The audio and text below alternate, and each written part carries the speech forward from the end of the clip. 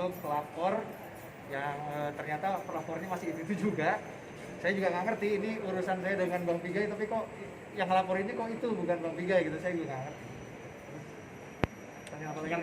Yang tadi dipertanyakan 20 pertanyaan itu menyangkut Ya, apa aja? menyangkut pernyataan saya kepada Bang Pigai. Jadi saya udah jelasin ke Pak Polisi bahwa yang tidak disertakan dalam dalam yang viral itu adalah bahwa tweet saya itu semua berawal dari tweetnya Natalius Pigai yang menghina seorang jenderal, ya seorang jenderal yang sudah senior, purnawirawan yang sangat berjasa kepada bagi negeri ini. Dia menghina dengan sangat keji dan bahkan body shaming. Dia bilang apa kapasitas kau dedengkot tua, dia bilang gitu. Nah jadi itu adalah ketika saya bikin tweet itu adalah dalam konteks saya membela Pak Jenderal, menjelaskan kapasitas Pak Jenderal, kapasitas ya, dalam sekali lagi ya.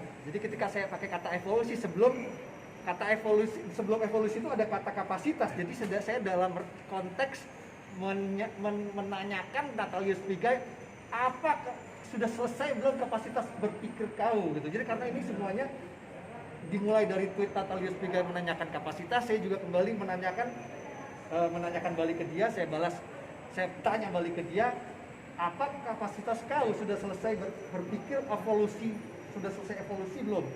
Cara berpikir kau, kapasitas berpikir kau, jadi gitu.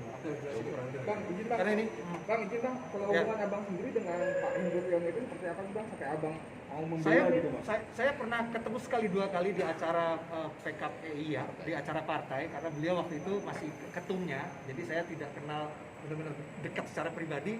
Cuman memang beliau ini salah satu jenderal yang saya kagumi karena beliau ini memang spesial ya, udah jenderal tapi nggak sekedar jenderal, dia nggak sekedar berjasa di operasi, terus dia mantan kepala BIN juga, tapi yang spesialnya dia ini profesor di bidang filsafat intelijen. Jadi memang salah satu aset bangsa yang sangat luar biasa ini Pak Jenderalnya. Makanya aku reaktif lah gitu ya terhadap hinaan Natalius Pigai kepada Pak Jenderal itu karena saya kagum sama beliau. Panggilan berikutnya kapan ya? Belum, kalau panggilan berikutnya belum bang. Jadi kita nanti balik lagi ya, ini masih dalam proses lidik. Jadi interview ya. Ya interview. Ini saya dipanggil dalam rangka klarifikasi. Bang, sekarang ini banyak mempermasalahkan abang dan Banser gitu, tapi tanggapan abang sendiri bagaimana? Ya, saya memang anggota Banser, saya memang kader NU, tapi kan saya setiap membuat konten sebenarnya saya tidak pernah bawa atribut. Saya tidak pernah bawa atribut NU, bawa atribut Banser. Mungkin Mbak pernah lihat kan konten saya pakai belangkon dan baju luring. NU-nya di mana, Bansernya di mana? Tapi karena mungkin sudah nempel, gitu loh, sudah nempel citra itu akhirnya ke bawah-bawah. Itu. Padahal sebenarnya saya nggak pernah bawa keorganisasian dalam. Ya, itu pribadi saya, of course.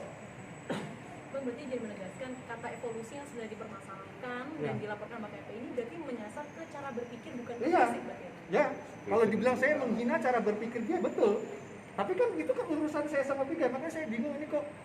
Saya lihat pelapornya masih ini juga, terus dilebarkan kemana-mana tanpa konteks gitu ya. Itu semata-mata karena tweet Pigai yang mempertanyakan kapasitas Pak Jenderal, saya jawab lagi balik, kau kapasitasnya apa? Sudah selesai belum? Cara berpikir kau, kapasitas berpikir kau sudah selesai belum? Bang, izin waktu itu pernah juga wawancara dengan petinggi NU Pak Saad Ali yang kemudian bilang dari tweet tersebut ada indikasi pelanggaran yang mengandung syarat dan lain-lain. Saya setuju. Ada indikasi pelanggaran, saya menghina Pigai setuju, tapi itu delik aduan Pigai ke saya. Jangan dilebarin kemana-mana. Kalau ada indikasi pelanggaran saya menghina Pigai, itu saya setuju. Tapi selain daripada itu, menurut saya enggak. Itu selain daripada itu udah penggiringan opini dan pelintiran. Dan juga ada indikasi perpecahan di antara umat katanya. Enggak ada sih. Enggak ada sih. Dengan Pak Pigai bagaimana? Memang kemarin ketika kasus Ambrosius Nababan itu sempat ramai gitu kan. Tapi kan ketika Ambrosius Nababan ditangkap, adem, udah berbagai elemen masyarakat di Papua sudah puas dengan kinerja Kapolri bekerja dengan profesional. Makanya saya bingung, itu tweet saya itu tanggal 2 Januari gitu loh. Kalau memang mau dilaporin, kenapa nggak dilaporin 2 Januari? Dilaporkan setelah ramai kasus kasus Ambrosius Nababan. Ya, bukan salah saya kalau menduga ini kok motif politik gitu, ingin tetap melestarikan panasnya kasusnya Ambrosius Nababan gitu. Jadi itu udah mulai adem tapi kayak mau dipanasin lagi gitu dengan mempolitisir kasus saya ini.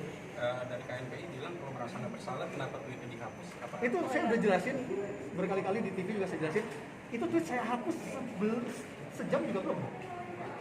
Nggak nyampe sejam dari saya tweet, saya sudah hapus tweetan itu. Makanya mereka nggak pernah menemukan screenshotnya. Itu cuma ada di berita-berita aja. Jadi karena memang dari saya tweet nggak sampai sejam saya udah hapus. Kenapa? Karena pas saya posting, follower saya itu jadi body shaming ke Bang Pigai. Jadi aku karena nggak mau Bang Pigai jadi sasaran body shaming, itulah aku hapus. Tapi udah komunikasi belum sama Pigai sendiri? Ya itu dia, justru memang saya belum ada komunikasi. Saya justru itu yang mungkin saya juga ingin ya. Karena ini urusan saya sama Bang Pigai, kok jadi orang lain yang laporin gitu. Mungkin aku mungkin ada keinginan mungkin ya, tapi ya itu gimana Bang Pigainya lah, karena Bang Pigai berkenan.